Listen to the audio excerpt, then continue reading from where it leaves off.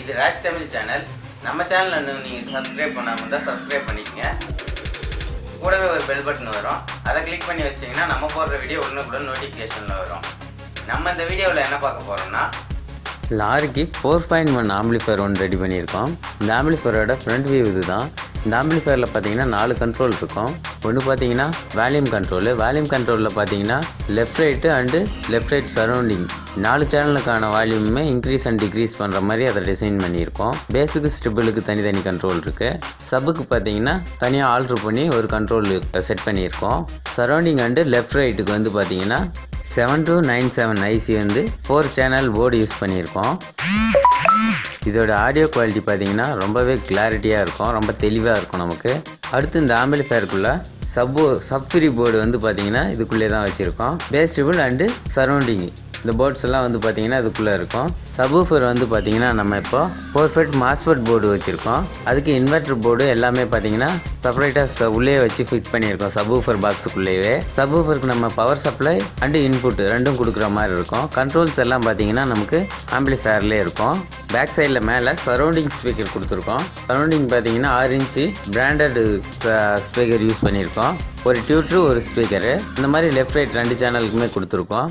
Front left right பார்த்தீங்கன்னா 8 inch கொடுத்துருக்கோம்.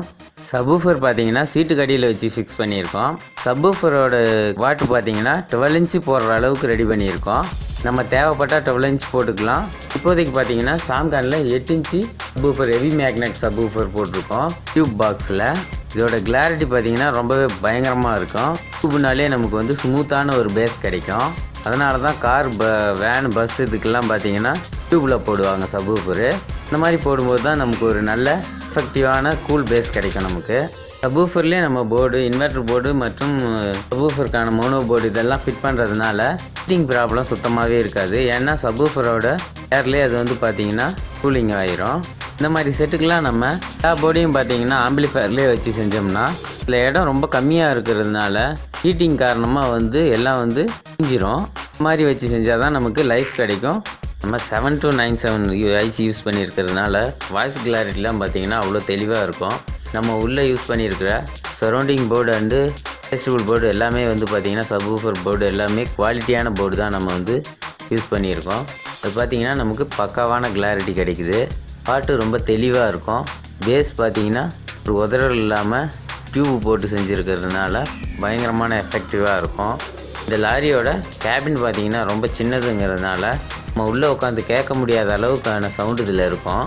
சவுண்டோ எஃபெக்டோ எதுக்குமே வந்து பார்த்திங்கன்னா பயங்கரமான எஃபெக்ட் கிடைக்கும் நமக்கு. இந்த வீடியோ உங்களுக்கு பிடிச்சிருந்துச்சின்னா லைக் பண்ணிவிட்டு உங்கள் ஃப்ரெண்ட்ஸுக்கு ஷேர் பண்ணுங்கள் ஃப்ரெண்ட்ஸ்.